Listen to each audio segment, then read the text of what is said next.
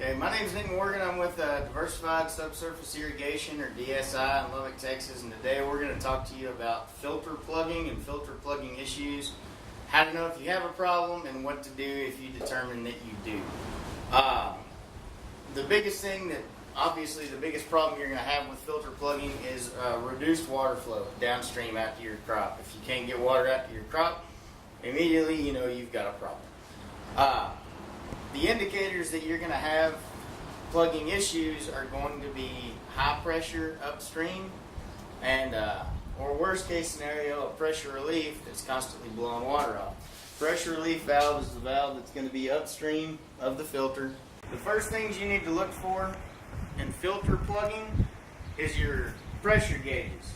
Pressure gauges are kind of the eyes and ears of the whole system. Pressure gauges and flow meters. Indicator on top is the upstream pressure.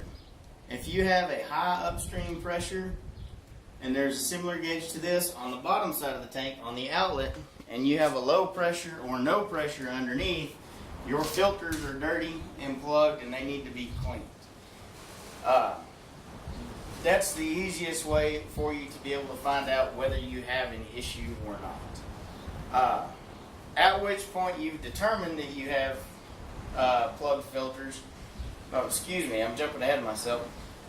You could also have filter plugging issues on what we call the downstream filter, which is a screen filter that, again, is basically a fail-safe should anything occur inside these sand media filters to protect your investment in your tape, your underground components that are not quite as easy to replace.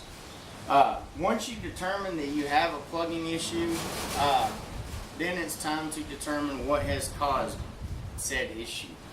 The easiest thing to do is to try to power flush your filter. That can be done through the controller automatically, or it can be done via what we call power flushing, where you will manually actuate the sustaining valve to hold back pressure, and then you will switch back and forth on your solenoids, and if you do this a quarter turn, it will manually operate this valve. So you can flush this one for a minute, 2 minutes, however long you need to, until you start seeing clean water come out through your site check, and then switch to the next one and do the same thing over there. Only flush one tank at a time. If you try to flush both, you're going to overpressure on the top side, and you're going to start blowing water out of your pressure relief valve. After you have power flushed both tanks 2, 3, maybe even 4 times, if you are still having a high pressure issue on the top side and low pressure on the bottom, at that point it's time to shut your system down, start opening things up, and see if we can diagnose what the problem is. Hey, this is Nick Morgan again here with DSI. Now we're going to take a look at the inside of the sand media tanks, give you an explanation of what the parts are, some of the things to look for, and potential trouble spots whenever it comes to filters plugging up. This configuration here is the under drain of the sand media filter.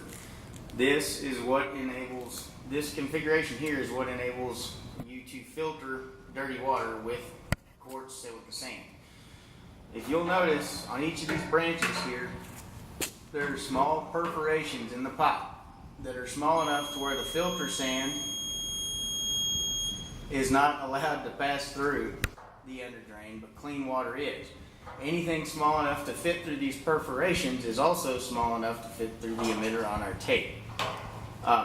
Some things that can happen, which after one of these is installed, it's very rare for anything to ever go wrong with them. But on initial startup, if there's a crack in some of those perforations, it can let sand by, which is why we use the fail-safe downstream screen filter on the bottom side.